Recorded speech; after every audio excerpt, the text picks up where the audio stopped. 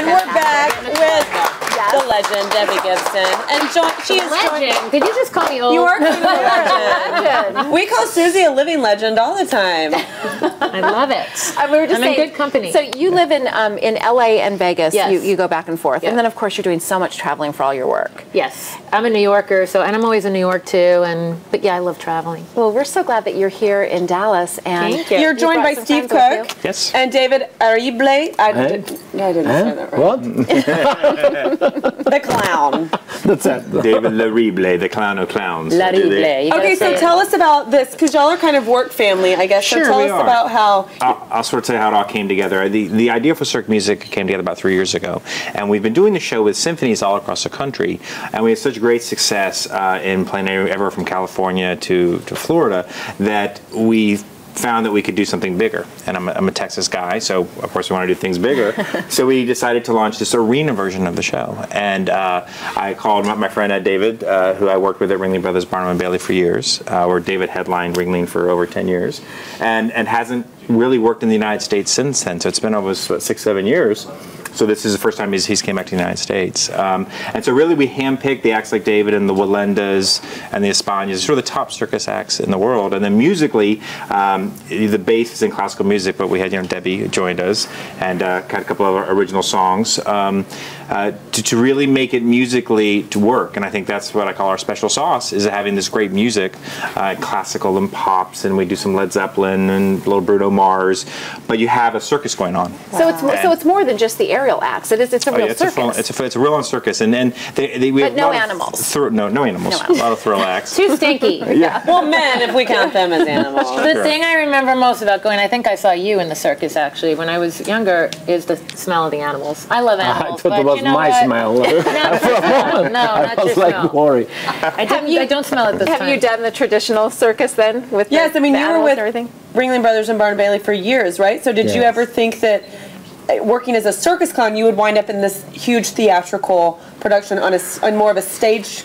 Yeah, capacity? well, I do a lot of things. I do circus, of course, but I do it also theater. I have my one-man show going all over Europe and everything. And when Steve called me about this project, I just love it because I'm Italian, so I love classical music. I love opera. I play many instruments. I'm singing a little bit myself. So I say yes. I want to be part of this. And I say, and if I have to come back to America, I wanted to comment with something different, not to do with the same things that I used to do it. And this is really different. It's a wonderful fusion between concert, classic music that some people wrongly think that is boring.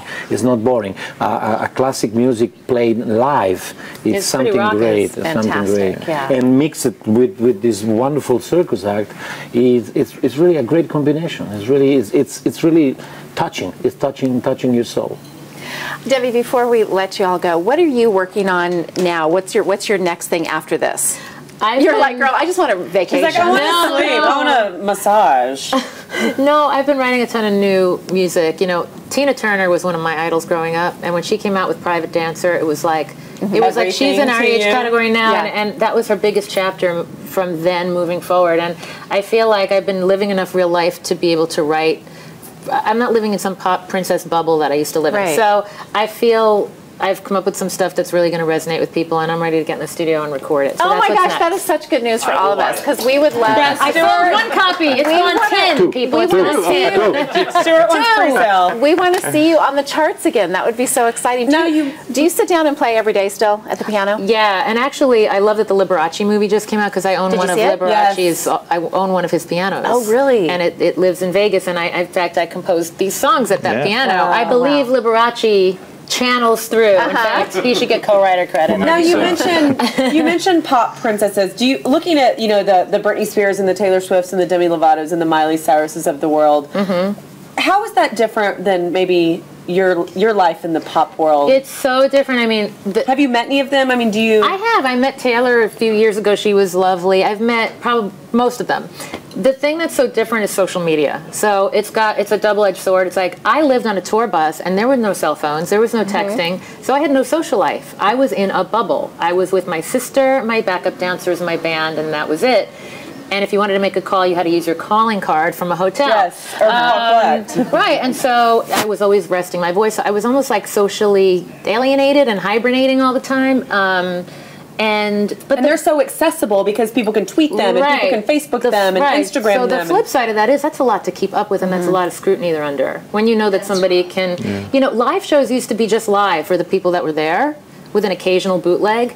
Now you can't hit a bad note anytime, anywhere. It's going to be all over YouTube, and that's pretty intense. So I feel for them because they don't get to, like, you know, create their roots. And I used to play clubs for 300 people at a time, and I did that for a year before people really heard me and saw me. Now it's like your first appearance is on an award show, and we're going to tweet about it, and we're going to everything's so amplified. I actually feel for them. You know, I think it's a lot to deal with. We were talking about The Voice, the winner, little 16-year-old. Oh, she's fantastic. Danielle is so darling, and Susie brought up a good point. It's just that she almost feels bad for her, that her life will be forever changed. Like, it's sudden. Yeah. But you know, it was amazing. I watched it last night.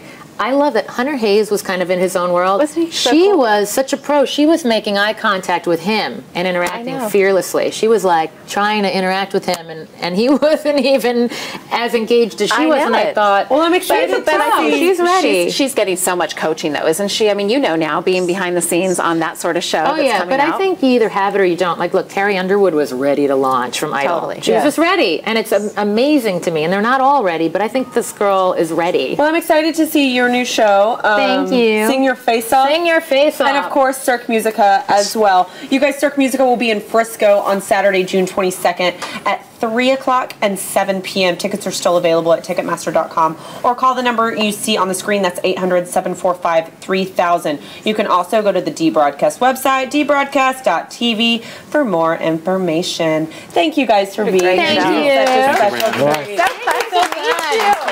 Stuart's got his iPhone ready. He's Instagramming that picture. Come on, Stuart. Okay, when our show continues. Tweet me up. Are you active on Twitter? Oh, yeah. Oh, she'll At tweet. Debbie Gibson. She'll tweet you back. Okay.